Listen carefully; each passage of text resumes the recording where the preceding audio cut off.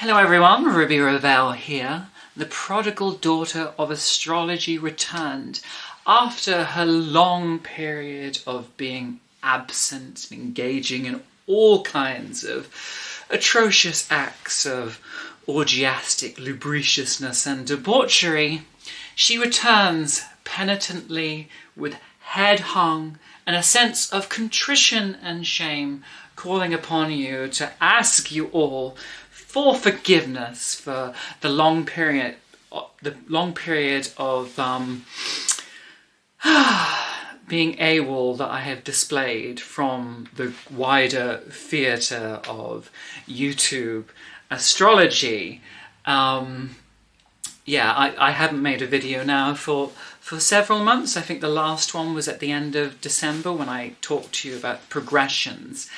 And I've had a lot going on in my life. I've been busy with work, my health was poor, I was enduring a deep period of depression, and had also been feeling rather burnt out from the extreme amount of work and productivity that I exhibited back in 2023. Lest we not forget, I made, I think, about 115 videos in that period, so that's roughly a video every 3 days? I don't know. I don't do the math, but that is 1/3 of the year in which I would have made a video.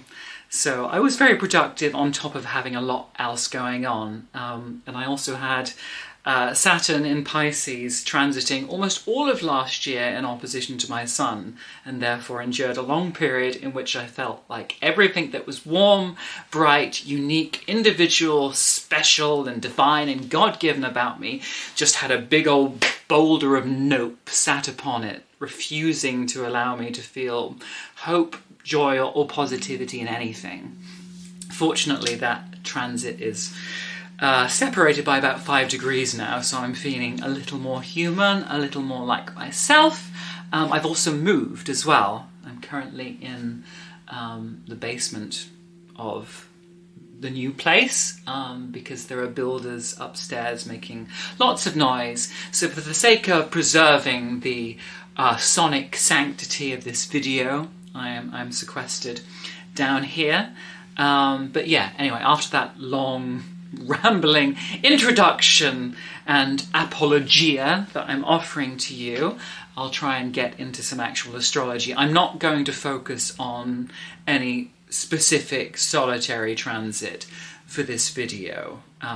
This is kind of more of a test run of just helping me get back to the art of astrological video making again and feel comfortable unloosing my tongue and my word hoard upon you. But I just want to share some general stellar musings that have been occupying me over the past few weeks, which perhaps may be of benefit to you. So at this time of recording, we are in Pisces season. It is the 21st of February 2024, and the Sun is in an applying conjunction with Saturn in Pisces. And I just want to talk a little more about the role of Pisces in the great wheel of the Zodiac, of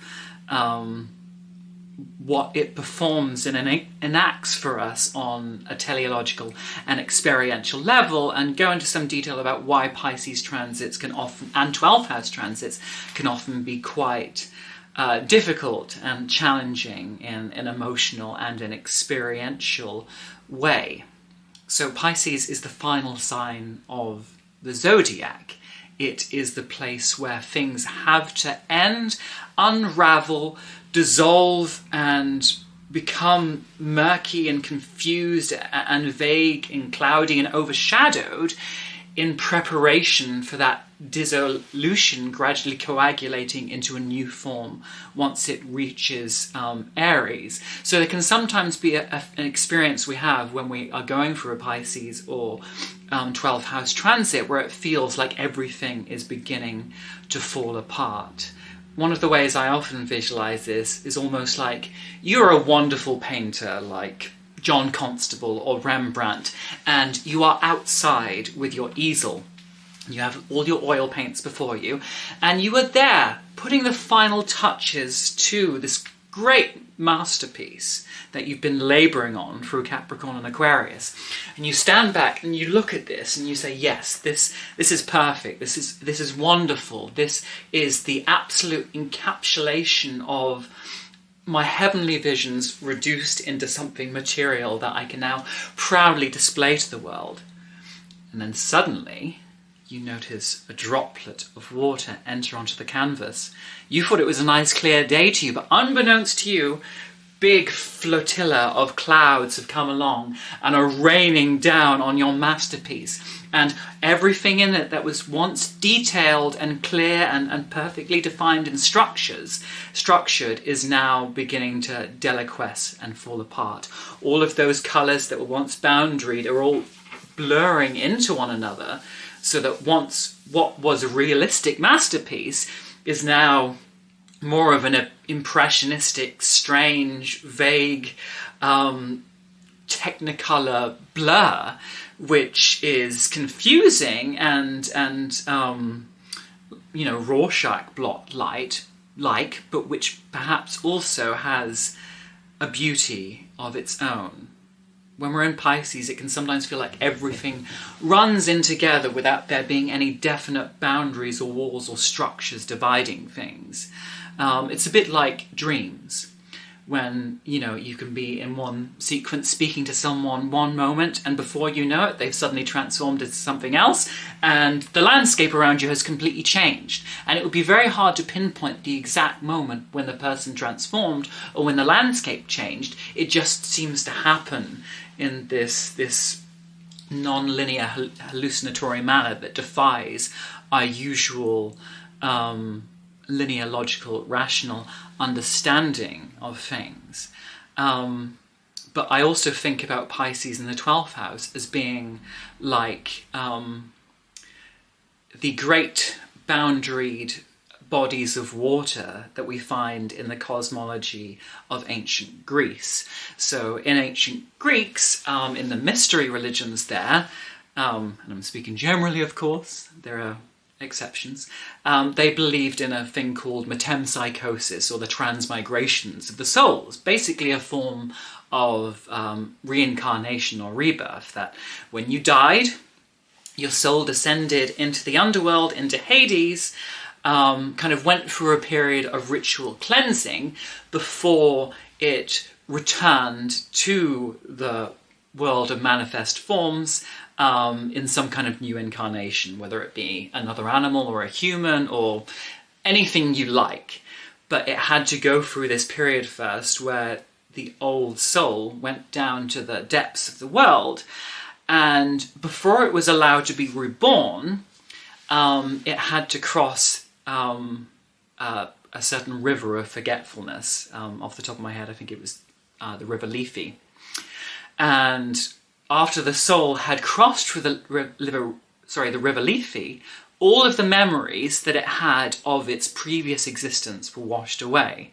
Because, of course, if it went into that new life, symbolised zodiacally by Aries, full of lasting feelings and impressions and awareness of all its previous lives, it might be so encumbered by everything that had gone on in the past that it is not fully engaging with the spontaneous brilliance and potential for life that that Aries represents.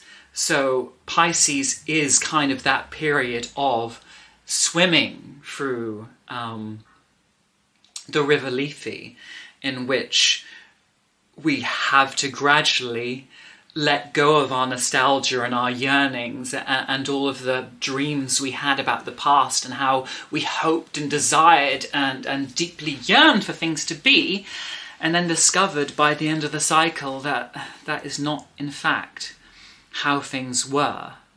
It can feel a bit like a jaded hangover, in which we have to come to terms with all of the things that we've buried and neglected over the previous cycle. For me, I feel like every journey that every individual planet goes through the Zodiac has its own inner purpose. its own reason for embarking on that journey. You know, when it sets off through Aries, it has that sense of, okay, I'm the hero, this is my journey, this is my goal, and this is what I'm working towards. But when you're focusing on a specific journey, when you're focusing on a specific goal, there's a lot that you have to cut out and ignore, and a lot of side quests or different adventures or opportunities or facets of your very self and personality that you end up repressing or not living because they are not germane to what your current aim is. And that can be hard, repressing all of those possibilities, repressing all those different facets of your inner infinite self that don't add up to the very finite thing that you're striving to do now. So when you get to Pisces, and you've had, perhaps levels of, moments of realization and achievement when you've been going through Capricorn and Aquarius, Pisces is kind of that moment where all that has been unlived in us, all that has been undreamed in us, all that has had to be unfelt or oppressed within us just for the sake of, efficacy and productivity and being goal-driven, suddenly all comes to the surface. And we can grieve for the things we have done, and we can find ourselves also grieving for the things that we haven't done. And we can also find whole complicated parts of our personality, which we have denied the existence of, suddenly scrambling up through the watery depths of ourselves and saying, no, this is a part of me that you've been neglecting, which is now demanding acknowledgement, which is now demanding to be born. So it's almost like you're in this big old soupy sea of souls, and each of those souls is begging you, let me be incarnate, let me be the heroic quest that will occupy us once we reach Aries. And it can be overwhelming to be conscious of how much deeper and more complex and infinite we are inside than we often pretend we are for the sake of, actually living some kind of practical and effective life. And having to choose between all of those weary, sad souls demanding manifestation and having to logically say, okay, I can only pick these one or two, it's a hard process. And this is why I say there's often this conflict between the two fishes that represent the constellation of Pisces. One fish is swimming upwards and the other is pulling kind of downwards in an opposite direction. And I feel like the fish that is swimming upwards represents the Jupiterian side of Pisces. This is the side of Pisces that many of us will have encountered that can be incredibly, euphorically, ecstatically, beatifically optimistic about things. That in every situation is able to look at things through that rose-coloured lens and imagine how it's all happening for some greater purpose or for the greater glory of God, or is working in a case with a divine plan, that even when awful, terrible things happen, has that ability to kind of accept things very philosophically and positively and say, well, if that fell apart, if that worked, if I had to go through that suffering, it will all be worth it in due time. With the fulfillment of the great plan or destiny or fate that God has been allotted for me. One day I will be grateful for those things falling apart. One day I will be grateful for having endured all that suffering and toil and neglect and grief, because it will have got me where I couldn't go if I held on to those things. But then the fish that is pulling downwards, to me, often represents the Neptunian part of Pisces. Pisces has two rulers, Jupiter and Neptune, and any sign that has two rulers, like Aquarius as well, tends to be very conflicted, because there is that inner tension between the different aims and principles of each of those planets. And I feel like Neptune represents the part of Pisces that is more prone to deep existential melancholy, sorrow and grief, that can feel that profound world weariness and sense of being so washed out and exhausted by all the sorrows in the world and by all that they've already lived, that they don't want to be reborn. They don't want to head boldly into that new spring, into that new cycle represented by Aries. They can't imagine anything good happening again. That Neptunian side of Pisces can feel so attached to all of the wonderful things that they previously experienced, all the moments of beauty and love and profound rapture and joyfulness and togetherness and spiritual communion that they experienced in the past, that when they've recognized that those things have gone and gone forever, they can't stand the idea of potentially having to find that again and then lose that all over again. And instead there is that feeling of, no, I should just reject the world, because the world is transient, the world is shapeless, the world is unreliable, the world will definitely eventually take away from me anything that I love, anything that is meaningful to me, anything that I get emotionally attached to will eventually be taken from me. And rather than go through that inevitable loss, I will just refuse to play the game of life. And we see that sometimes in Neptunian souls in both the positive and negative variety. The more typically positive variety would represent people who decide to abandon a worldly life for a life of religion, for a monastic life, for being someone living in a monastery, or a Taoist monk living in the Kunyung mountain range in harmony with nature, rather than having to deal with the rat race of what it is to be a modern man. But you also see it in people who've given up in life and have instead decided to devote all their time to self-destruction or self-indulgence or just unadulterated escapism, which in many ways ends up being a form of prolonged living suicide. People who give up on their ambitions, on their hopes and dreams, and instead, throw themselves into alcoholism or drug addiction or serious binge eating, or people who play video games for 24 or 48 hours straight without moving or bothering to pay attention to any of their bodily functions. There is that sense of denying the world so extremely so that you can just completely focus on those fantasies and hold on to those things that you remember from your childhood, that you remember from your past, because that was the time when you remember being fulfilled. And you feel like you can only find that fulfillment by holding on obsessively into those memories, by holding on obsessively to, the euphoria that you feel when you're drunk or drug addicted or, stuffing yourselves, that you would rather commit fully to that and to that abandonment and that loss of control than take the risk of reincarnating again with all of its unavoidable struggles and difficulties and the potential for failure. So juggling those different sides of wanting to hope in the future again in that Jupiterian manner, of wanting to imagine how the next cycle could possibly offer us all kinds of unexpected wonders, versus the part of us that just wants to give up and just, do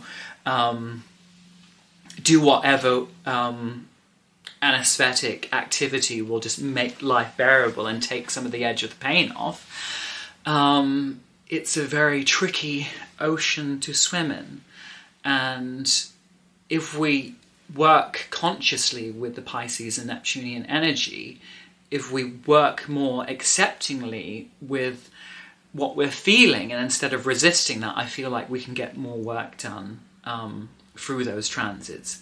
If we accept some of the inevitability of loss, if we accept the fact that grief isn't something to be hidden from, it's not something to be run from, that just trying to hide from sorrow isn't always the best thing. Sometimes we need to allow ourselves to fully grieve and to accept that something is gone, and to go through the proper rituals and obsequies of cutting our ties to the past so that we can then embrace the future.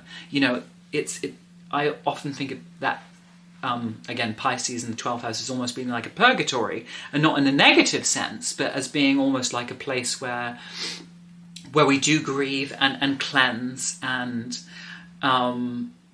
go through all those complex feels and embrace them all, knowing that those feelings have to pass through us in order for us to fully release them. And I think this is something that everyone who is concerned with emotional intelligence learns at some point, is that while, Aquarius, the water bearer who carries the water rather than actually inhabiting it, is very good at looking at emotions, Gemini, and Libra can also be very good at looking at emotions analytically and from a very rational and sensible point of view. But sometimes when we just look at emotionals rationally and intellectually from a mental lens, yes, it gives us more clarity about how to look at our feelings and give them a sense of structure and clarity, which we might not possess when we're feeling them. But sometimes we do that as an excuse to not feel. If we create that kind of glassy, airy, rational lens between us and our feelings, we think, I've conquered my feelings. I can see them so much clearly now that I've entered into this kind of detachment and equanimity and dissociation. I guess I've done all the hard emotional work now. But actually, no, just the real emotional work is letting yourself feel emotions. If you think about a river, water has to flow in order to move on. And also in order to fully move on from difficult emotions, from emotional attachments that we feel towards the past, we have to let ourselves feel that and feel that fully. Otherwise, we'll never fully move on from it. It's like we're putting a dam in the river and holding onto it and saying, no, I love this chunk of toxic, polluted, dead fish-filled patch of water here so much that I'm not going to let it travel on to its destination. Whereas if we say, no, actually, I'm going to give myself a period just to feel upset, just to feel all of these complex things and to say that's okay, and I don't necessarily need to act on these things, I just need to be with these feelings and honour the fact that they are a part of me and a part of my experience and, an active emotional purgation that I need to go through in order to eventually feel alert and live and receptive and ready for life again. We can find that sometimes that process is much more quicker when we engage it instead of resisting it. And it's very natural to want to resist that. Sitting with that level of pain or sense of failure or burnout or disillusionment and hopelessness is very hard. And it's very natural that when you feel that, you might want to reach for the bottle or turn on the TV or just do anything that's shutting you out from a pain that feels so great that it could destroy you. But to me, actually facing that and finding a way of working with it, of allowing yourself to go sail onto that river until eventually you reach the salvation and the comfort of the ocean, depicts true spiritual strength. But I also think this is why Pisces is associated with loss of control, but also with dependence as well. Because when we're going through those periods, we have to be able to show vulnerability and to ask other people for help. We have to let people know that we are feeling insecure and vulnerable or hurt or facing difficulties. And you can sometimes be astonished by the compassion and the consideration and the insight that people will offer you once you've given them that true insight as to what's going on inside. You have to remember there is that polarity between Pisces on the one side and then Virgo on the other. And, Virgo cares so much about doing everything as effectively and properly as possible, and by proving to the world that it can be responsible and effective and disciplined and self-controlled and self-contained, that for that sign nothing is more humiliating than losing self-control or revealing how many details remain unmastered beneath the hopefully perfect mask that they will be presenting. With Pisces, we have to let the mask slip. We have to let go of our ego, of our persona, of our very identity, about our very solid notions of who we are. The sun represents the glowing point of something that is definitely us. When you see the sun in the sky on a clear day, you can't mistake anything else for the sun. It's that great big wonderful burning ball in the sky. And it's also like that when we feel ourselves, when we are really feeling that solar consciousness. We have this wonderful, instinctive, intuitive, Gnostic glorious awareness of who we are and why we're here, and everything else around us is given clarity by virtue of that light that is shining within us. But when the sun is passing through Pisces, it's like it's disappearing into the ocean. And suddenly there are moments sometimes when it feels like that light and the fire of the sun has completely been put out, and what was once a blazing hearth has been reduced to ashes. But there are other times when that sense of self can feel like it is everywhere and nowhere, where being doused in the ocean, there is that sense of cosmic infinity. It's almost like the sun enters into the ocean and suddenly the whole ocean is illuminated. But because it's refracted through the water, instead we get all of these dancing, otherworldly, iridescent colours that are highlighting wonderful, strange and terrifying realities that we never knew it existed. It seems to illuminate the subconscious, the mystical, the immersive, numinous side of reality, the numinous side of ourselves. It is easier to feel that we are everyone, we are everything, that like Walt Whitman we contain multitudes, that we are holographic, that within the seed of our individuality somehow also contains the holism of everything else that ever existed, that everyone who ever exists and whoever existed or whoever could potentially exist but won't exist is somehow found in the very bosom of your being. And that can be an exhilarating experience for some, and for others it can cause existential dread, because it's kind of like, well, if I'm no one and everyone simultaneously, then who am I and what am I meant to be doing in the world? And that's not a bad question to ask. You know, I feel like when we go through those journeys through Pisces, it's okay not to know. It's okay for things to be obscured. It's okay to feel becalmed and to not have any clue about where you're going next. Once you reach Aries, that clarity will come. But allowing yourself to surrender that Virgo and control, allowing yourself to surrender that feeling that everything has to be scheduled, everything has to be mapped out, I planned everything that I'm going to do in my life from the cradle to the grave, and you know, every hour and minute will be accounted for. In Pisces, we are called upon to do the opposite. We are called to go with the flow. We are called to trust in the unknown. We are called to be like the fool who steps off the cliff without knowing whether he will fly or whether he will fall. We are called to swim in an ocean not knowing if we'll ever reach dry land, and accepting that we may have to carry on swimming forever. We have to lose that sense of definiteness and instead awaken ourselves to the optimistic potential of what unknown wonders could potentially become for us, to accept that we may not be who we think we are. And gradually over time, we may embrace parts of ourselves that we never thought we could. We may find that suddenly life changes in ways that previously felt impossible, and that the possible has become, and that the impossible has become possible. But then we also have to be honest about ourselves when we have been attached to fantasies from the past that will always be in the past, which we will never repeat, which we will never experience again. Loves and joys and wonders that we wish lasted forever and didn't.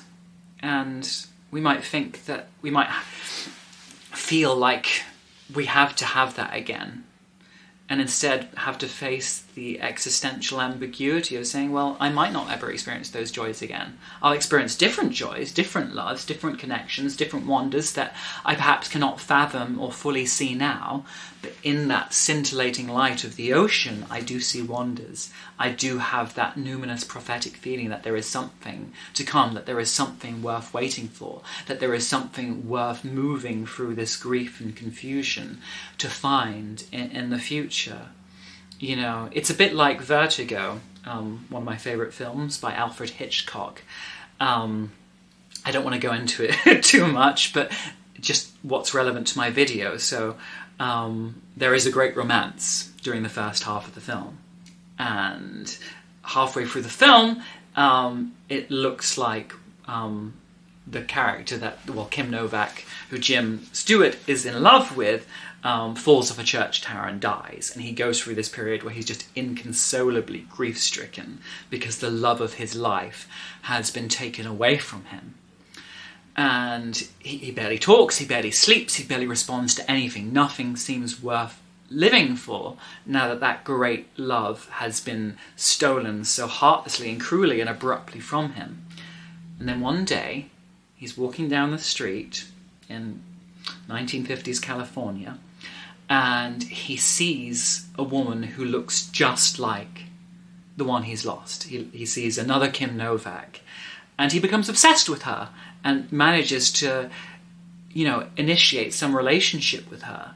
And even though she's patently or apparently a different person with a different characteristic, with a different style and persona and fashion sense, all he sees is her, the woman he's lost, and his desire to remake her. And he takes this to obsessive degrees, buying her the clothes that she used to wear, taking her to the places that he used to go with his former partner, of having to constantly revisit and rehash the past. And that is something that can happen sometimes in Pisces or the 12th house, where instead of embracing that scintillating unknown potential, we try and recreate the past over and over again, and then wonder why, like fairy gold or pixie dust, it somehow always slips through our fingers. Pisces is not a zone for making things solid, it's a zone for making things fluid. Solidity comes later, once we're in Taurus, once we're in an earth sign. But for then, it's a case of having to let go so that something new can come in. Well, I said this video is going to cover a multitude of astrological sins. Instead, I focus mostly on Sun in Pisces conjunct Saturn, and later on conjunct Neptune. And I spoke a lot more fluently and freely than I expected to after such a long time away. So I think actually, for the sake of brevity, if that word can ever be applied to me once I open my mouth on astrology, which it can't, I will keep that there. I did want to talk about Pluto in Aquarius because that has been a massive cosmic shift after 16 years of being in Capricorn, and I've really had a lot of epiphanies and openings and awarenesses and insights about how that has played out for over half my life, and glimmers of what Pluto in Aquarius will now mean. But I feel like that's a massive subject in all of itself, so I'm going to save that for another video and just say that this one is in the can instead. So I hope you've endured and enjoyed my watery Neptunian ramblings, and yeah, hopefully you'll hear from me soon. I especially want to apologise to all the people who support me on Patreon for having been so absent as well, especially given, the financial support that you give me on there. So yeah, I'm a naughty girl. But yeah, you can follow me on Instagram at Astrology in Underwear. If you do want to take the risk of supporting me on Patreon, you can do so at www.patreon.com/thestarsunraveled.